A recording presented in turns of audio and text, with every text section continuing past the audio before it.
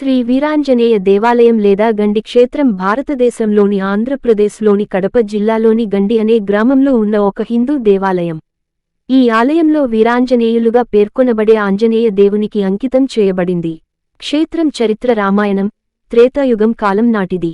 పురాణాల ప్రకారం ఈ ప్రదేశంలో విశ్రమిస్తున్నప్పుడు రాముడు స్వయంగా తన బాణంతో రాతిపై హనుమంతుని చిత్రాన్ని గీశాడని, మరియు గాలి దేవుడు మరియు హనుమంతుని తండ్రి అయిన వాయుదేవుని ఆతిథ్యాన్ని స్వీకరించాడు.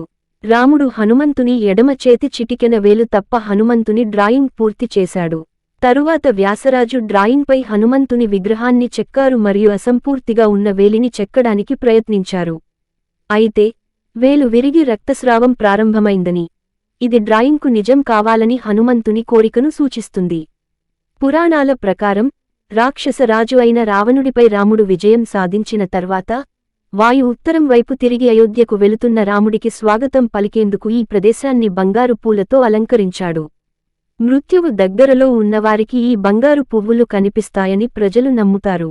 పాపాగ్ని నది ఒడ్డున ఉన్న ఈ ఆలయాన్ని అభయహస్త ఆంజనేయ దేవాలయంగా పిలుస్తారు. తెలుగు భాషలో గండి అంటే నీరు బయటకు వెళ్లేందుకు ఇరుకైన మార్గం అని అర్థం. ఈ ప్రదేశం తూర్పు కనుమల కొండల మధ్య నది ప్రవహించడానికి ఇరుకైన మార్గంగా కనిపిస్తుంది. కడప జిల్లాలో ఉన్న ఈ క్షేత్రం పులివెందుల పట్టణానికి 34 కిలోమీటర్ల దూరంలో ఉంది. ఈ వీడియో మీకు నచ్చినట్లయితే వీడియోని లైక్ చేసి సబ్స్క్రైబ్ చేసి శ్రీరాముని కృపను పొందగలరు.